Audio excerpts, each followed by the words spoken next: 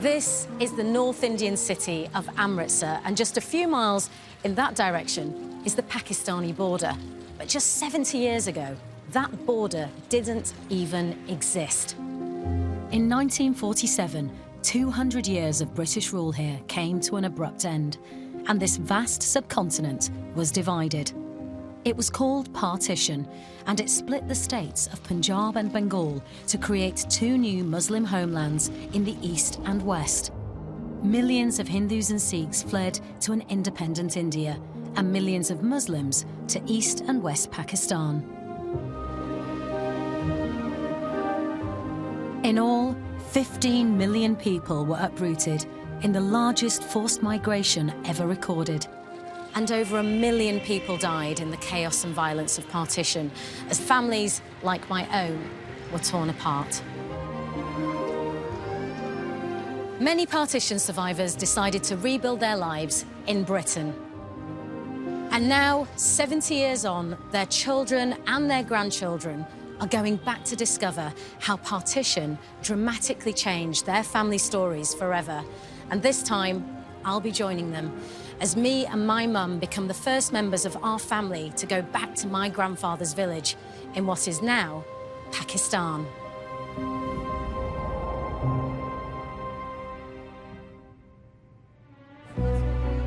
In this series, I and 3 other Britons from different religious backgrounds are retracing our partition stories. We come from all sides caught up in the violence: Hindu, Muslim, Sikh and British colonial. 70 years on, this is our last chance to learn the truth about partition from the people who lived through it. I thought that it's like doomsday. Very difficult time.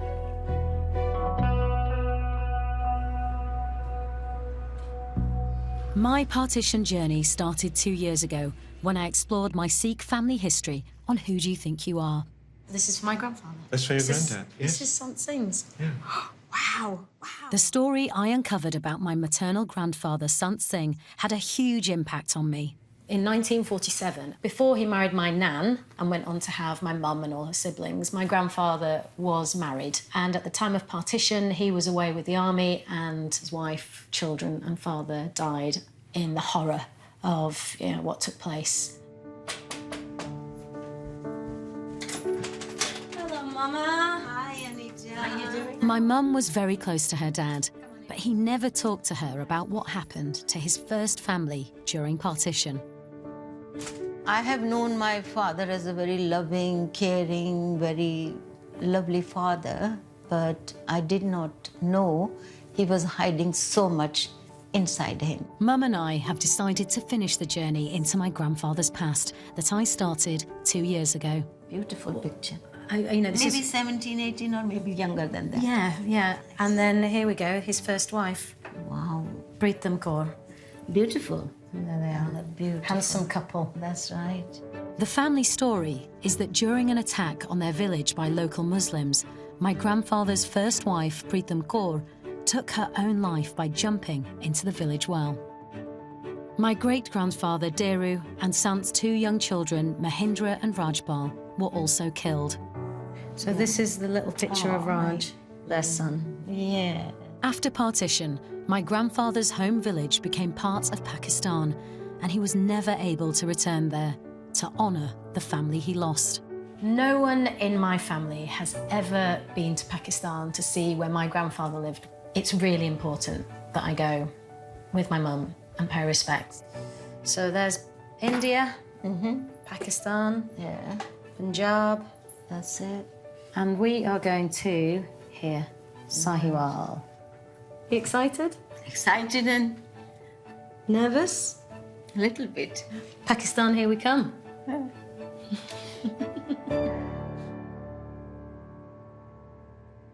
In the last episode, young British Muslim Samir set off from Manchester with his grandfather Asad to retrace their family's partition story. These are the only photographs that I have left from India, And he's my father. They managed to find Asad's childhood home in the Indian city of Ambala. I can't help crying. I don't belong here. Asad was only 7 when violence broke out here. and he and his Muslim family were forced to flee in fear of their lives. They wanted to kill my father. I want my grandson Samir to know the real story about my life before partition. This time, Samir is following the dangerous train journey that Asad and his family took as refugees in 1947, which started here at Ambala station.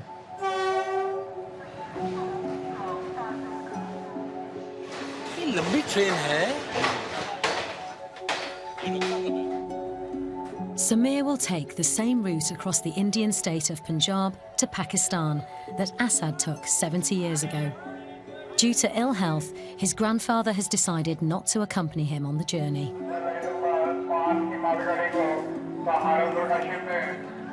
I'm not well to travel, and I'm glad that he's going on his own. I won't be a burden on him, you know what I mean? It's important someone from the family follows the path he took when he left Ambala during the partition, because he went through hardship, he went through danger, he went through mental, physical, emotional stress. And for me going on this trip, this is the closest I can get to experiencing what he experienced. We had quite a few relatives who were going to Pakistan with us, and we took a special train. But that train stopped, and the railway authorities said, you'll have to get off here, and your train will come tomorrow to take you to Pakistan. This train is not going to Pakistan. We were there without food, without water, without anything. After 7 days, the train arrived. I thought that it's like doomsday. Everybody was running towards the train like mad, you know, carrying their luggage, carrying their children, carrying their wives. People were going crazy. One of my uncles pushed me into that compartment through the windows. Asad and his family were among almost 4 million Muslim, Sikh and Hindu refugees who, after the line of partition was announced in August 1947, crammed onto India's vast rail network to try to escape the growing violence erupting across India and Pakistan. I'm sat in the train now and I'm thinking, I'm trying to imagine this whole train absolutely full with boxes, with luggage, bags and people. I can just imagine a scared little kid in the corner, like really cramped up tight. It's been so horrible for a kid to go through that. There was no room at all. So for hours and hours, I was just sitting in that position. I couldn't move my legs. I was just crouching, you know. I couldn't complain. We were just children. We just stayed quietly, didn't make a noise. While Samir follows Asad and his Muslim family's journey west across Punjab to Pakistan, Binita Kane is exploring her Hindu family's partition story in Bangladesh. Last time, Binita agreed to return to her father Bim Bomik's childhood home, the first person in her family to do so since partition. I'll be fine. I'll do a good job for you. Now an eminent doctor, Professor Bim Bomik was only a child when his family fled their village in the remote region of Noakhali after one of the first outbreaks of partition violence. Mom came to our room and said, "Shh, just run." They escaped at night, hidden on a local riverboat. The minute they got onto this boat, they became refugees. Now Binita is retracing her father's perilous journey across Bengal. She's come to Chowmahani station, where 6-year-old Bim and his family arrived as refugees 70 years ago, hoping to get a train to safety. When we entered the station, my brother-in-law made us sit in one corner and then said, "Keep your head down." And he said he wants to go to see the station master. The station master advised that we don't take the passenger train because there has been atrocities in the compartments. Benita's come to meet one of the current station managers, Mr. Jaman, whose father worked here during the partition period. So nice to meet you. How are you? I am okay. My family fled from this station, I think, in October 1946. At that time, I was not born, but my father told me that there was a great riot at here between Hindu and Muslim. Mr. Jaman has a contemporary account of the attack on Chowmahani station. Oh, wow. So it's October the 21st, 1946. And the headline is Refugees Attacked at Chowmahani, some killed.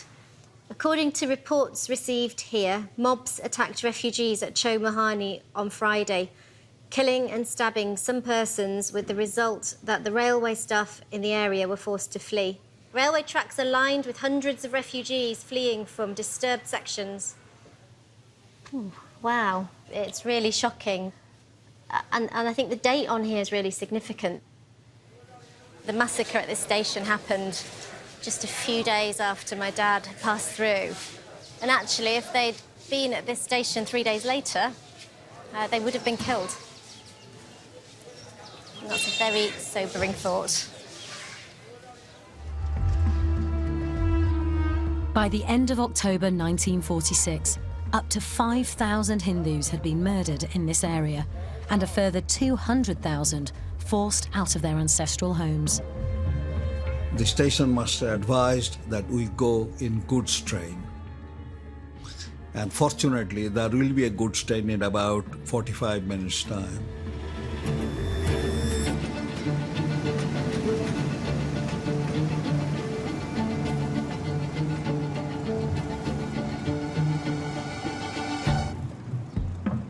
My father and my eldest brother-in-law lifted us into the goods train.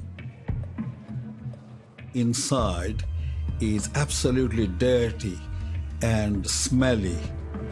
And when the door was shut, it was deep darkness. You could hardly see each other, but we huddled together again, holding each other's hands.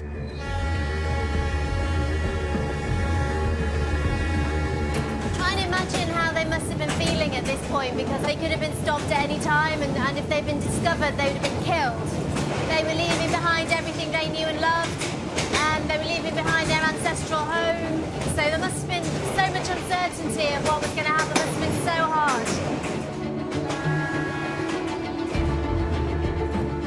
After about 8 or 10 hours of train journey, the door opened wide, and my elder brother-in-law said, "Here we are now, safe, sound, and you will be all okay."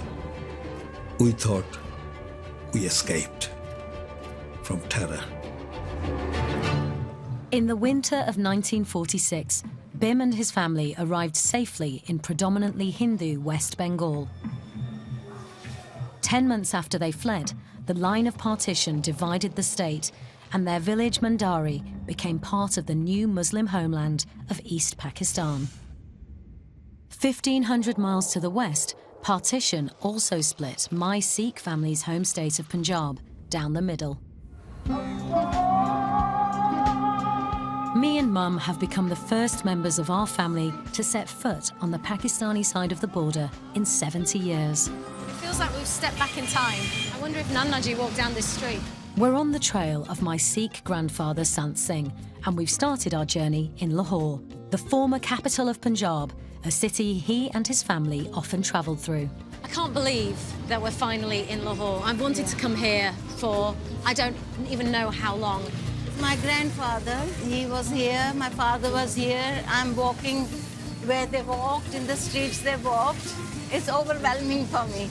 It's amazing. The Lahore that my family often came through was then known as the Paris of the East, a sophisticated and cosmopolitan city in which Muslims, Sikhs and Hindus had lived side by side for generations. Don't you think, Mum, it really feels like the capital of Punjab, doesn't it? I feel like this is it. This is real Punjab, but which is in the part of Pakistan now. Culture is same, food is same, people are speaking same language. So only the thing, we don't see a lot of Sikhs here. I thought we'd feel more alien. It feels weirdly like home. We've come to a suburb of Lahore to meet 90-year-old Muslim Abdul Rauf Malik, who lived here throughout partition. How are you? Salam alaikum. Lovely to And how are see you? Yeah. Oh, wonderful. Thank you so much. It's very pleasant to see you here in Pakistan, in Lahore. In early 1947, Mr. Malik was a 20-year-old student with many Sikh and Hindu friends. The decision to partition Punjab sparked ferocious religious violence in Lahore, and he watched as whole districts of the city went up in flames. Before partition, what was happening? What was the sense in Lahore? Yes, Lahore was a very pleasant city, and Hindus, Sikhs, Christians, and there was complete harmony among them. And I just trying to understand how that then becomes a city of just Muslims. What did you see happen? How did that happen? In February 1947, I saw someone stabbed a Sikh coming from the station. Somebody stabbed Someone stabbed a Sikh. And you saw that? I saw that. Once a Sikh was stabbed, another, a Muslim was killed. Then mob mentality flared up. I show you this paper. This is 47 paper. And this is from June the 23rd, 1947. Lahore, a blazing inferno, life completely paralysed. Hundreds of houses and shops destroyed in big fires. The biggest conflagration being inside Shahalmi Gate. Shahalmi Gate. That's yes. the Hindu area. Hindu area. The huge tongues of red fires which have lit up the whole city, and the suburbs can be seen from several miles away. Giving me goosebumps and shivers. It's horrific, Just isn't it? to, just imagine how horrific situation that was. The violence in Lahore was amongst the worst seen anywhere during partition, with both sides committing atrocities. By the end of 1947, the entire Sikh and Hindu population of the city had been forced out. I still remember very horrible scenes which I saw at that time. I try to control myself, but I weep sometimes when I remember my friends, my neighbors leaving their places to India. I can't explain you in words what I feel now, even after 70 years. To meet a 90-year-old man who experienced the horror and violence of partition is utterly incredible. I'm not surprised he can't talk about it without bursting into tears. These are wounds that will never heal. Across the border in Indian Punjab, Samir is following the train journey to Pakistan that his Muslim grandfather Asad made as a child during partition.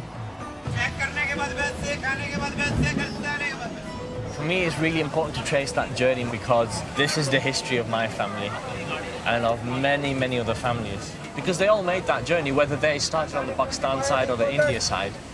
The lucky ones managed it, made it. Many of them lost their lives. As millions of refugees crammed onto India's railways to escape violence in their hometowns and villages, they were often heading into even greater danger. On both sides of the new border, these slow-moving trains were regularly ambushed, and many arrived at their destinations with every passenger on board slaughtered. Asad and his family's train journey across the Indian Punjab took them through several Sikh areas, one of the most dangerous routes for Muslim refugees. First station where the train stopped, that was Amritsar, which is a Sikh city. Though the windows were closed, but we could see through the little holes that Sikhs were walking up and down the platform with their open daggers to kill Muslims. We were so scared that they will jump into the train and they will kill all of us. The children were really scared what's going to happen, and the men were reading the Holy Quran.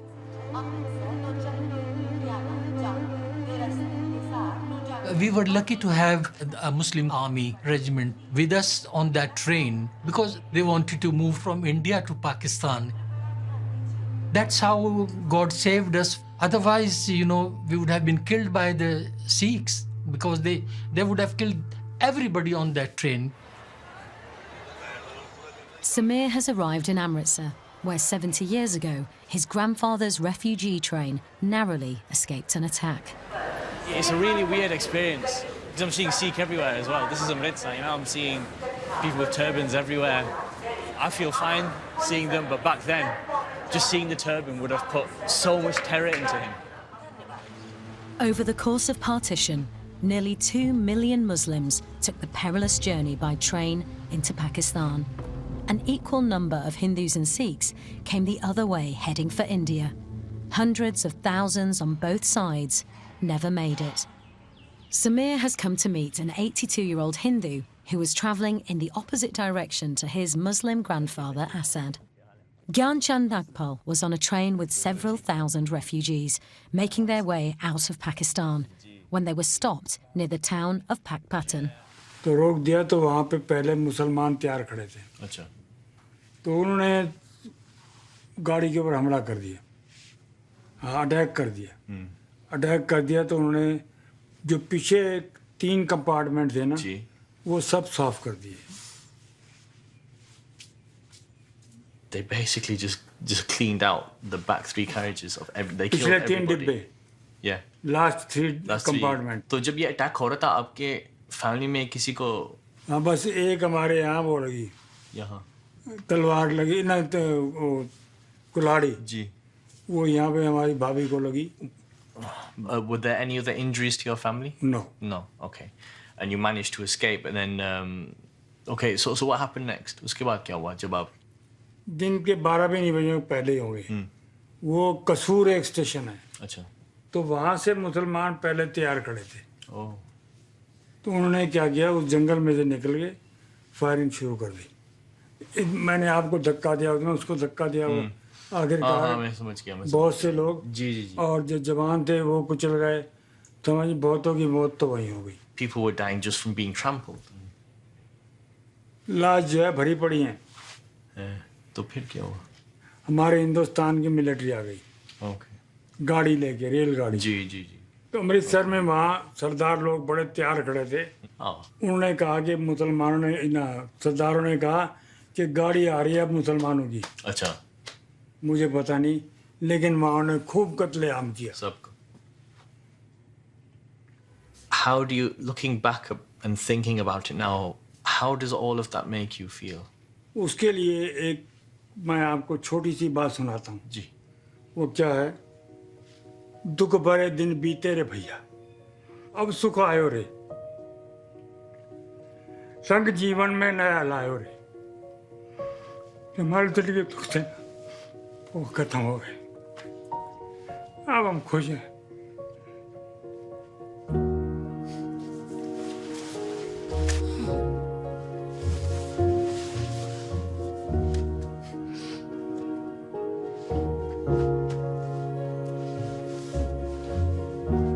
That entire generation, they went through so much. You know, listening to all the horrible things that people went through, I feel so sorry for them because they're still living through it. I think it's so important that they tell their stories, because if anything like this happens again, we can't let it happen again. It was the end of the world for so many people. It was the end of the world. We can't let it happen again.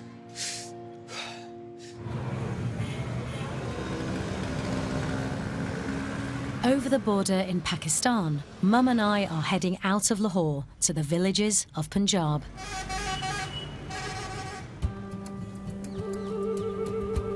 Before partition, this was India's richest and most agriculturally fertile state.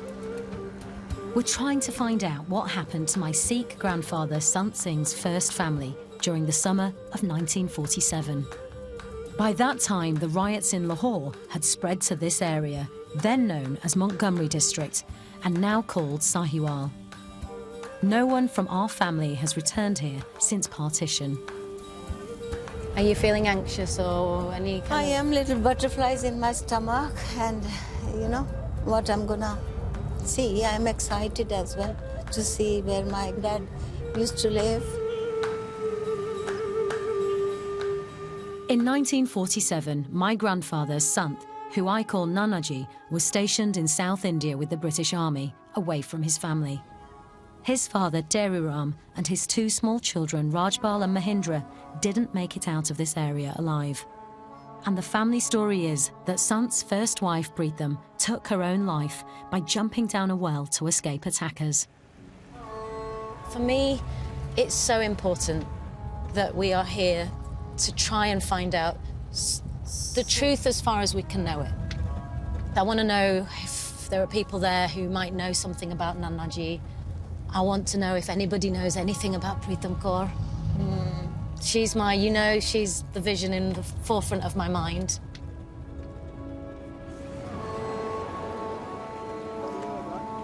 I think we're here, good Lord. Yeah. My God. 70 years ago, this was a predominantly Sikh village. These days, it's entirely Muslim, and visitors like me and Mum are a rare sight. Assalamu alaikum. कैसे हो? बड़ी खुशी हुई मिलके। ਤੁਹਾਨੂੰ ਵੀ ਮਿਲ ਕੇ ਬੜੀ ਖੁਸ਼ੀ ਹੋਈ। खुशी हुई। ये साडा पिंड है। लगा। मेरे नाना जी इत्थे रहंदे हुंदे सी। This village was one of thousands built by the British in the 19th century to serve a huge canal system which still irrigates this area. Each village, or chak, was given a number, and this one is still known as Chak 44.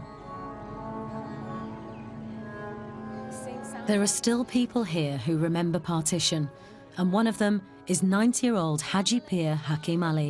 Wow, wow, wow. बेटा क्या हाल है? ठीक है क्या जी। हाल है बेटा? ठीक है। अल्लाह सोना राम तो करे। Wow. अल्लाह करम करे तो भगवान।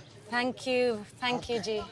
So did you know my grandfather? ਤੁਸੀਂ ਸੰਤ ਸਿੰਘ ਔਰ ਟੇਰੂ ਰਾਮ ਨੂੰ ਜਾਣਦੇ ਸੀਗੇ? जानते हैं मुझे, मैं उसके साथ कई दफा मुलाकात हुई। Wow. ਤੁਸੀਂ ਟੇਰੂ ਰਾਮ ਤੇ ਸੰਤ ਸਿੰਘ ਨੂੰ ਕਿੱਦਾਂ ਜਾਣਦੇ ਸੀਗੇ? संत सिंह हमारा क्लास फेलो था। हम 5 में पढ़ते थे दरगाह में। Class fellow. हम जब पढ़ते थे ना, संत सिंह और हम मिलकर भाई ओके। और इधर भी आते थे, वो हमारे पास भी जाते। ये हमारा बहुत नजदीकी करीबी रिश्ते थे। बाबा जी, ਤੁਸੀਂ ਕਿਹਾ ਕਿ ਤੁਸੀਂ ਮੇਰਾ ਬਾਬਾ ਜਿਹੜਾ ਢੇਰੂ ਰਾਮ ਹੈ ਉਹਨਾਂ ਨੂੰ ਜਾਣਦੇ ਹੋ? अच्छी तरह हीरो राम दुकान करते थे अपने, दुकान चलाते थे। ਕੀ ਵੇਚਦੇ ਸੀ ਇਹਦਾ ਮਤਲਬ? हर चीज ये, जैसे ये दुकान परचूनिया से चीजें। ਅੱਛਾ, ਇਦਾਂ ਦੀ ਦੁਕਾਨ ਸੀ ਹਰ ਚੀਜ਼। Mr. Ali has offered to show us Deru and Sant's old house. I cannot believe somebody went to school with my dad. Oh, I'm holding hand of my dad, I feel like. अल्लाह सोना राम तो। During partition, Sant's wife Preetham and his two children were living here with Deru while he was away serving in the army. It's huge. Today, the house belongs to a Muslim family who've kindly agreed to let us look inside. Assalamu alaikum. Ki haal hai thada? मैं भी बहुत खुश हूँ। First class. Hey, मेरी माँ. मेरे बाबे दा घर। चलो ਤੁਹਾਡਾ ਹੀ ਘਰ ਦਿਖ ਰਿਹਾ। Thank you. ਤੁਹਾਡਾ ਹੀ ਹੈ, ਤੁਹਾਡਾ ਹੀ ਘਰ। ਤੁਹਾਡਾ ਹੀ ਰਹੂਗਾ। Wow. Oh my God. It's really basic. Yeah, it is. And this is where they lived? Yeah, where my dad spent his childhood. Amazing. My happiness is that it is not empty. Somebody's living here and making good use of this land, this place. It's not ruins. There is a life here. Bless this house. Bless this land. Mr. Ali was here when partition violence broke out in this area. And I want to know if he remembers what happened to my great-grandfather, Deru Ram, and my grandfather's wife and children. Babuji, मैं थानू एक तस्वीर दिखानी है. I'm going to show you a photograph.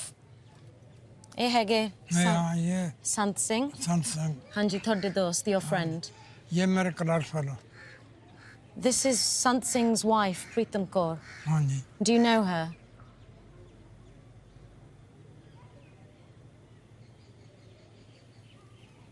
He's obviously finding it very difficult to talk about it. We should know what happened. In 1947, my grandfather wasn't here. I need to know what happened at that time. फिर ये मुसलमान, बाकी आबादी मुसलमानों की ज़्यादा थी, ये तमाम जमा हो गए उनको मारने के लिए, सिखों को भी हिंदुओं को भी। ਜਦੋਂ ਲੜਾਈ ਸ਼ੁਰੂ ਹੋ ਗਈ ਸੀ ਮੇਰੇ ਢੇਰੂ ਰਾਮ ਕਿੱਥੇ ਗਏ ਸੀ? So when the violence started, he left. 47 में चले गए थे। He went to Chuck 47. ये 47 में हिंदू सिख सब जमा हो गए थे। And fear, what happened then? बाकी सब मुसलमान थे, ये जमा होकर उनको घेरे में डालकर मार दिए। बहुत जुल्म की बातें हैं, ये बातें करते हैं तो मुझे अफसोस होता है और रोना भी आता है। जो एक जान थे वो दुश्मन हो गए एक दूसरे के।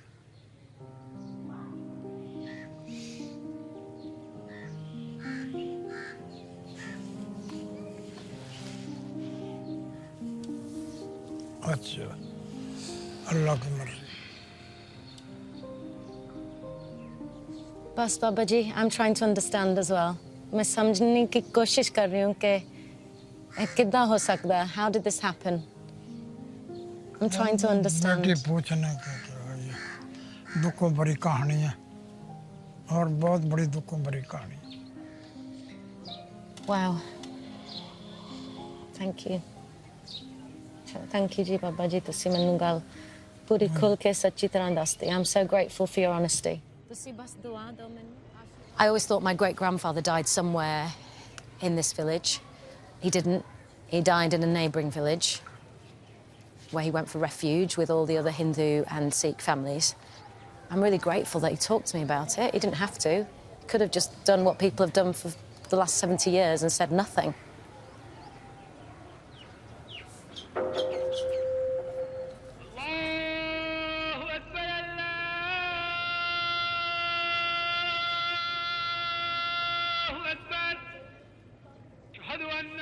I have to go to Chuck 47. I have to go to the place where all the Hindus and Sikhs of this area were slaughtered. And I still need to find out what happened to Pritam Kaur. As Punjabi villages, like my grandfather's, descended into horrific religious violence, over 1,000 miles to the east, partition had split the state of Bengal to create the new Muslim homeland of East Pakistan. Hundreds of thousands of Hindu refugees began to pour across the new border, desperate for food and shelter. Binita has come to the Indian town of Chandanagar near Calcutta, where her father Bim and his family arrived in early 1947. I'd heard the story of how the family had to escape, but I don't think I really understood that they arrived here as refugees. I'd like to understand more about that time and what that was like for them. My father did manage to bring about 8,000 rupees. In those days, I think plenty of money. But he put the money in the local bank. And then they ran away with the money. Bank is failed and closed. I looked at my father. A darkness descended on him. He went pale. He just lost everything. With 5-6 mouths to feed. He was absolutely devastated. And we started to stop. The huge influx of refugees into West Bengal overwhelmed the authorities, who struggled to provide food, shelter and clothing, as over 12,000 people a day continued to flood into the region. Binita has arranged to meet her father's older brother. It's the first time she's seen him in 15 years. I've come to see my Uncle Shamal. He's the only surviving member of the family from that generation that's still here in Chandanagar.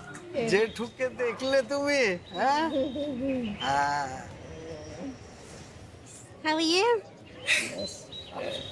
Binita came here often as a child to visit her grandmother Ashalata, though she never met her grandfather Jamini Bomik, who led his family to safety during partition.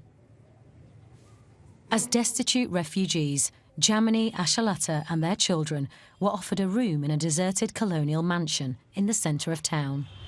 It's such a grand building. I don't think I was really expecting it to look so grand and beautiful. And how many families used to live here? 35 35 families. families. As refugee camps across West Bengal overflowed, empty buildings like this were taken over by desperate migrants who often lacked even the basic means of survival. Where are we going? In here? We are very fortunate in a sense they gave us the largest room available of that mansion. We are all obviously sleeping on the floor, and at least we have somewhere to stay. That was a relief. 7 bhai ছিলাম, So there were 7 brothers 7 brothers. and your sister Ah, and her family. sister Rani, একটাই sister One এসেছে। sister, Ah, yeah. one sister. And your mum and dad. And you were all living in this room. আমাদের মায়েদের সঙ্গে আমরা এখানে শুতাম। Round here. Yes. All in a row. নিচে বিছানা করে। We had a good neighbor, so he saw that we haven't eaten, and he will give us a kilo of rice. But my father wouldn't eat. He was a rich man, only a few weeks ago. Now he's a pauper, can't feed his own children, his wife. He started to lose weight. He became very, very weak day by day. I was his companion. Can you show me where Dadu used to lie and where my dad used to look after him? Whereabouts was that? দাদু এইখানে মারা গেছে। In that corner. কর্নারে। He'll just hold my hand, wouldn't say anything. He was so weak he could hardly move. এদিকে মাথা দিয়ে শুতো, এদিকে পা থাকতো দাদু। He used to lie here. So he used to lie here with his head here and legs over there. তোমার daddy এইখানে বসে পড়াশোনা করতো। And my dad used to sit here and study and look after him. ছোট ছিল। And he was quite small. Unable to pay for medical help, Jamini's family were forced to watch as his health deteriorated. I sat with him, and he suddenly held my hand tight. And he said, "Be a good doctor one day." And he passed away.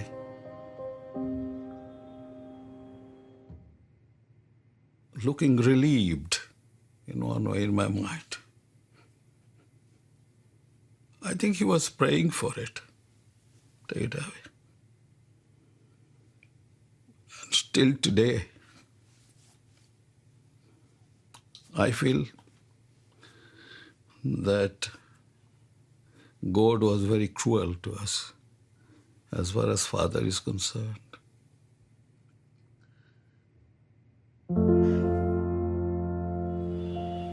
It's just something a child should never have to go through. And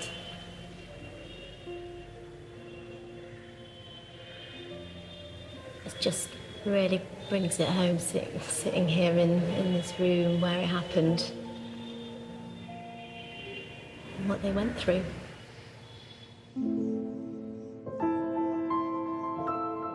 After his father Jamini's death, Bim's siblings went to work to ensure that he could go to school.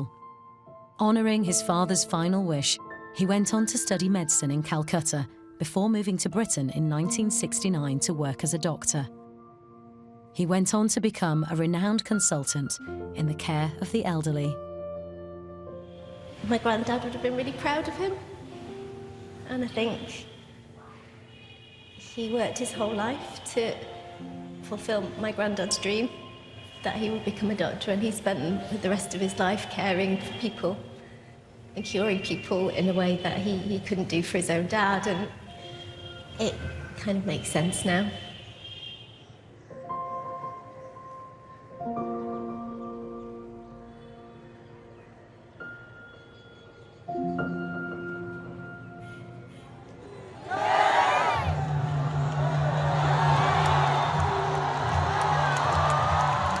Samir has arrived on the Indian side of the Wagah-Atari border crossing between India and Pakistan, where every evening the flags of these two nations are ceremoniously lowered and the border gates are closed. His grandfather Asad arrived here with his family 70 years ago on a packed refugee train, when the border post had just come into existence. All those people sitting on the roof of the train, and they thought that we have reached Pakistan. They didn't realize we are still inside India, so they started slogans. Pakistan Zindabad, that means long live Pakistan. Pakistan, choose it, choose it.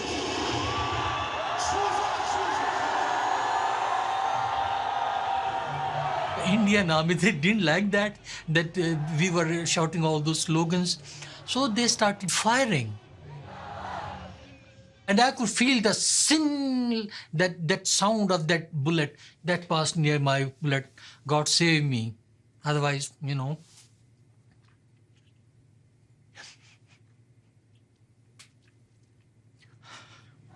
So both me and my grandfather have been to the Wagah border crossing now, but 70 years apart. When I was sat there and I looked at the people who were sat on the Pakistani side and I looked at the people who were sat on the India side, and it made me think that this wall is separating family. People who would have grown up together, people who lived together, people who had strong, long-lasting relationships were all of a sudden separated by a wall. Asad was 8 years old by the time he finally made it across the new border. 70 years on, Samir has also arrived in Pakistan to retrace the final leg of his grandfather's epic train journey. Asad and his family joined more than 7 million Muslim refugees who arrived in Pakistan during partition. Like many of them, they disembarked at a station on the outskirts of Lahore in early 1948. When we arrived, we were so tired, you see, we were so hungry, we were so cold. But we had some water at least from the Mughalpura station. That was our first night in Pakistan. Welcome to Mughalpura station. Thank you very much. Thank you very much. Come on. Samir has come to Mughalpura to meet Dr. Anusha Malik, an expert on the experience of partition refugees. If you look around now, it wouldn't have looked anything like this 70 years ago. The amount of people on this platform would have meant that you could barely move. If you think about the numbers, between August 1947 and March 1948, 1.7 million people came from India to Pakistan by train. A significant portion of them would have stopped at this train station. Wow. Yeah, the numbers are actually staggering. Where would they actually stay? They did spend nights and sometimes weeks on the platform. I've got some photos here of refugees arriving, if you want to take a look at them as well. Wow. So you can see the level of overcrowding here. Gosh, there must be thousands and thousands of people on that train. And since there were 50,000 coming in literally every day by this point, there would have been trains that were even more crowded than this. And see, people have just stopped and put their clothes and their belongings on the platform because they don't know what to do with them. Everybody just building a shelter anywhere and everywhere they can. The government was just overwhelmed, just because of the sheer numbers that were completely unplanned for. It was night time when we reached Mughalpura. Father had no job, he had no clinic, nothing, and we were short of money. We had no home to go to, so we stayed that night on that platform. Your family was one of millions who came into Lahore at that point in time and then had to struggle to figure out what it meant to be Pakistani. They had a strong sense of patriotism, a strong sense of belonging, and really it was those refugees then that laid the groundwork as citizens of a new state. So in that sense, it is possible to say that perhaps if there were no refugees, there may have been no Pakistan. It was an open platform. We just made our beds on the platform. We were so tired after all that journey. We went to sleep. But something tragic happened in the morning. My youngest sister died.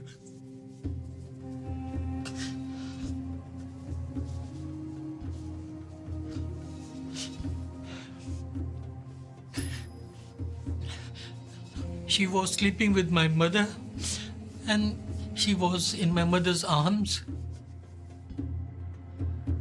Her name was Mamoona. She was the youngest child. We slept on that platform in cold weather. That's how she died. That was the first sacrifice we gave for Pakistan. People like my granddad, people who survived the partition, they need commending for what they went through. I really believe that. Because they went through so much. Despite the amount of loss that they've suffered, they survived. They lost everything and they built it from the ground up again. Asad and his family made a new and successful life for themselves in Pakistan. His father Hamid restarted his doctor's practice, and Asad graduated from Sindh University before resettling in Britain in 1965. I think overall, the sacrifice that that generation made was huge, and it shouldn't be forgotten.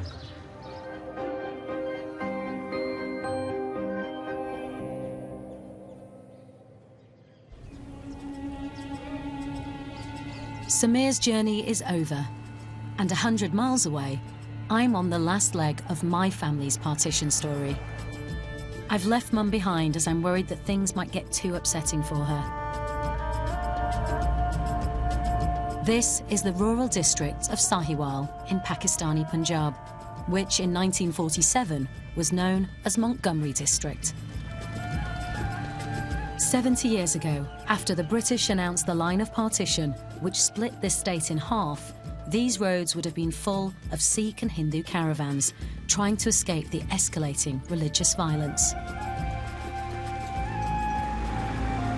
My family fled their own village, Chak 44, to seek refuge in this nearby village, Chak 47. Pippa Verdi is a British Punjabi historian who's been researching what happened in this area during partition. Hi, Pippa. Hello, Anita. How to meet you. You too. How are you? I'm really well. I'm hoping you'll be able to shed some light on Yes. what happened to my family here. Yes, I think I should be able to help you. Excellent. Come with me. Thank you. Pippa's brought me to the roof of a former fortified haveli, or mansion, in the centre of Chak 47 that was owned by a powerful local Sikh. My great-grandfather and Preetham Kaur, my grandfather's wife, and his kids, would they have been here? We know about 6-7 villages. The Sikhs and Hindus from those villages actually fled for sanctuary in this area. So they all came here to this haveli? To this haveli. 1,000 to 1,500 people, including your great-grandfather and his family. They came over here to seek sanctuary against a mob that were trying to attack them. And what's extraordinary here is that we've managed to find an account of what happened here in Chak 47, which tells us what might have actually happened to your grandfather and his family. Unbelievable. It's by a High Court judge. It was a survey of the events leading up to and following partition.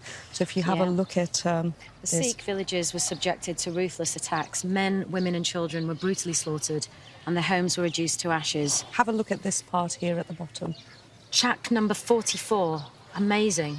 Chak number 44 was attacked by a Muslim mob on August the 22nd, and the non-Muslims escaped to Chak number 47. On August the 28th, Chak number 47 was attacked by a large mob, assisted by some police officials and Muslim soldiers. The non-Muslims resisted the attack for a time, but nearly 1,000 of them perished. Many young women were kidnapped. Blimey heck. We don't know what happened to Preetham Kaur, my grandfather's first wife. The only account I've heard, and, you know, it's nobody knows for sure, but people have said that she may have jumped in a well and taken her own life. For some reason, that's seen as more of an honourable death. Yeah. So, you know, rather than admitting that the girl might have been abducted or she might have been raped or God knows what else might have happened to her, but it's better that she died an honourable death and killed herself and threw herself in a well rather than be dishonoured. And that happened on both sides? There are some horrific accounts of these things happening, both by, you know, Muslim attacks on Hindus and Sikhs, And equally, we have accounts of Hindus and Sikhs attacking Muslims. If there was a group of girls, or if they saw pretty, particularly young, pretty girls, they would be put aside and taken. So rape and violence towards women is just another weapon of war? It's another weapon of war. It's just... you can't... It makes your blood boil. Pippa has managed to find a local Muslim who witnessed the attack on Chak 47. He's agreed to meet me in the ruined living quarters of the Haveli. This is where the Sikh and Hindus, including my great-grandfather Deru and Pritam Kaur and her 2 children, took refuge as the mob gathered. Abdul Hamid was among several young boys who watched as the fighting began.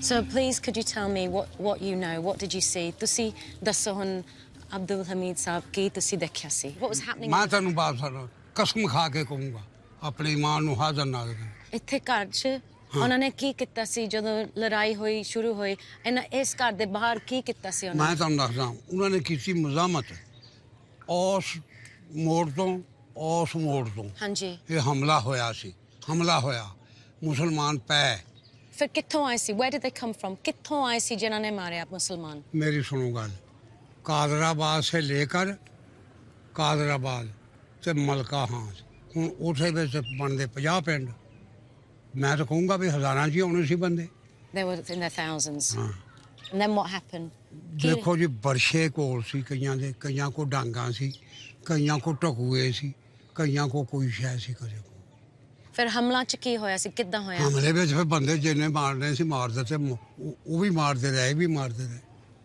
so people were killing each other ਜਿੱਦਾਂ ਹਮਲਾ ਹੋਇਆ ਸੀ when the attack happened were there members of your family involved ਭਰਾ your brother ਆਪਣੇ ਮੌਤ ਨੇ ਮਰਿਆ your own brother came ਵੱਡਾ ਤੁਹਾਡੇ ਕੋਲੋਂ obviously older brother ਜਿਹੜੀਆਂ ਬੀਬੀਆਂ ਸੀ ਸਰਦਾਰਾਂ ਦੀਆਂ ਬੀਬੀਆਂ ਹਿੰਦੂਆਂ ਦੀਆਂ ਬੀਬੀਆਂ ਉਹਨਾਂ ਦੇ ਨਾਲ ਕੀ ਹੋਇਆ ਸੀ what happened to the women ਸਾਡੇ ਸਾਹਮਣੇ ਕੁਝ ਨਹੀਂ ਹੋਇਆ ਇਹ ਪਿੰਡ ਕਹੇਗਾ 22 ਚੱਕ ਜਲੀਗਾਂ ਦਾ ਉੱਥੇ ਬੀਬੀਆਂ ਨੂੰ ਲਈ ਜਾਂਦੇ ਸੀ Did you see any women take their own lives? ਤੁਸੀਂ ਕਈ ਬੀਬੀਆਂ ਨੂੰ ਖੁਦਕੁਸ਼ੀ ਕਰਦੇ ਹੋਏ ਦੇਖਿਆ ਸੀ ਨਹੀਂ ਸਾਨੂੰ ਪਤਾ ਹੀ ਨਹੀਂ ਵੀ ਖੁਦਕੁਸ਼ੀ ਕਿਹਨੇ ਕੀਤੀ ਆਪਾਂ ਨੂੰ ਨਹੀਂ ਪਤਾ ਨਾ ਝੂਠ ਨਹੀਂ ਮਾਰ ਕਿਉਂਕਿ ਮੈਂ ਕਹਿੰਦੇ ਆ ਕਿ ਬੀਬੀਆਂ ਨੇ ਖੂਹ 'ਚ ਛਾਲ ਮਾਰੀ ਸੀ ਉਹ ਅਸੀਂ ਇੱਕ ਸੁਣੀ ਸੀ ਇੱਥੇ ਆ ਖੂਹ ਅਜੇ ਵੀ ਹੈਗਾ So there is a well. ਮੈਂ ਤੁਹਾਨੂੰ ਬਾਤ I want to show you a photograph because you're talking about the women, you're talking about the women, and I want to show you the woman that I'm on the quest to find out about. ਇਹ ਸੀਗੇ ਮੇਰੇ ਨਾਨਾ ਜੀ ਦੀ ਪਹਿਲੀ wife Pritam Kaur ਤੁਸੀਂ ਇਹ ਸ਼ਕਲ ਜਾਣਦੇ ਹੋ do you recognize his face ਇਹਨਾਂ ਨੂੰ ਤੁਹਾਨੂੰ ਹਾਏ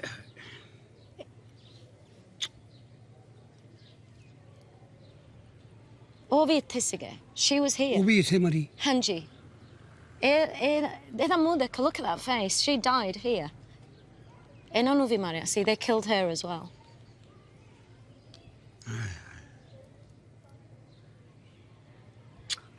ਹੁਣ what do we do ਕੀ ਕਰੀਏ ਅੱਲਾ ਦੇ ਬਸ ਬੇਟਾ ਕੋਈ ਬਾਤ ਨਹੀਂ ਅੱਲਾ ਜੋ ਰੱਬ ਦੇ ਸਾਰੇ ਸਿੱਟੋ I know, of course, we can only just put it onto God. तो बेटा रोन तो ही है Yeah, of course I'm gonna. Yeah, it makes me sad. Rona aa raha maina. अच्छा बेटा अल्लाह से Yeah, it's all right.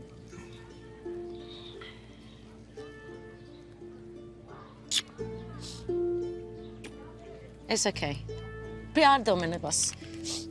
चंगा अल्लाह ताला तेरा सब्र पूरा करे खुदा गल करी बेटा Like every partition story is full of horror, but this one obviously has a deep impact because it's my family. They were slaughtered right here, where I'm standing, in the most brutal, horrific, tragic way.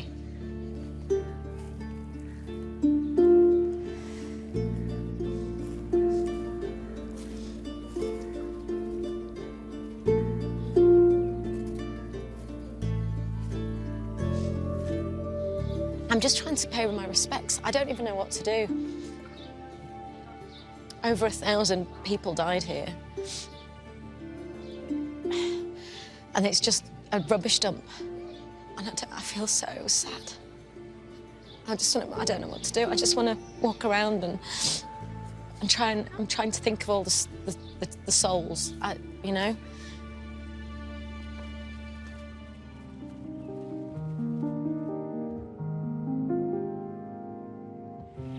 I keep thinking about Pritam Kaur because I'll never know for sure how she died. The fact that my family say, oh, she jumped into a well, that's because it's the easiest one to deal with. And I think that tells me something deeply profound about partition and why nobody talks about it. On some level, trying to understand that about humanity and that we all have the capacity to be that violent and vicious is really difficult to accept. By the end of 1948, over 1 million people had died on both sides of the border, and 15 million more had been uprooted from their homes in one of the most catastrophic events of the 20th century. Relations between India and Pakistan have never recovered, but occasionally there's a glimmer of hope. Nankana Sahib is one of the holiest shrines of the Sikh religion. Since 1947, it's been on the Pakistani side of the border, but over the last few years, Sikh pilgrims from India and beyond have been allowed to come and worship. Mum and I have come to say a prayer for my grandfather Sant Singh and the family he lost during partition: Deru, Pritam, Rajpal and Mahindra. This has been an extraordinary experience for me, Samir and Binita. What happened to our families during partition was unimaginably horrendous, as it was for millions of others. And it's been so important to bear witness to what happened here, to honour those who lived through it, and to remember that for us, a generation born in Britain, partition is still very much part of who we are.